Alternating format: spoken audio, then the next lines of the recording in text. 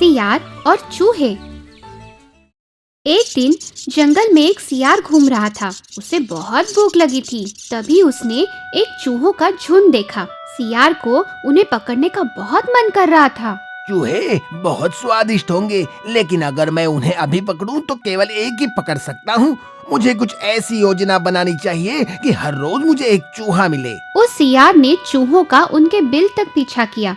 सारे चूहे बिल में जाने के बाद सियार वहीं सूरज की ओर अपना मुंह खोलकर एक पैर पर खड़ा हो गया। कुछ देर बाद जब चूहे बाहर आए तो उन्होंने सियार को देखा। तब चूहों का राजा आगे बढ़ा। सियार जी, आप एक पैर पर क्यों खड़े हो? अगर मैं चारों पैरों पर खड़ा रहूं तो धरती मेरा बोझ नहीं सह पाएगी। और आपका मुंह क्यों खुला है? इसलिए कि मैं हवा खा के जीता हूँ। और आपका मुंह सूरज की तरफ क्यों है? मैं सूर्यदेव की प्रार्थना करता हूँ।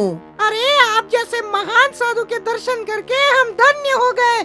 हम आपकी रोज सुबह शाम पूजा करेंगे।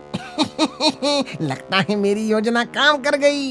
दूसरे दिन सुबह चलो, चूहे आने का समय हो गया। अब मुझे एक पैर पर खड़ा रहना चाहिए। प्रणाम गुरुजी। सियार की पूजा करने के बाद सारे चूहे भोजन की तलाश में निकल पड़े। सियार ने चतुराई से सबसे आखिरी चूहे को पकड़कर खा लिया। बहुत दिन ऐसे ही गुजर गए। एक दिन अरे, ये क्या?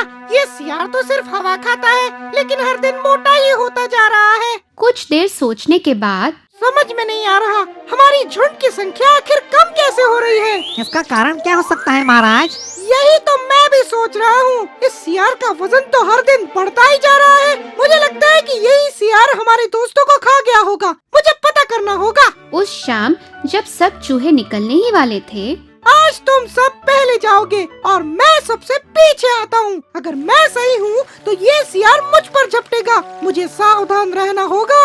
हाँ। और वैसे ही हुआ। जैसे ही राजा बाहर आया, सियार उस पर झपट पड़ा। लेकिन राजा के वहाँ से हटने के कारण बेचारा सियार गिर पड़ा।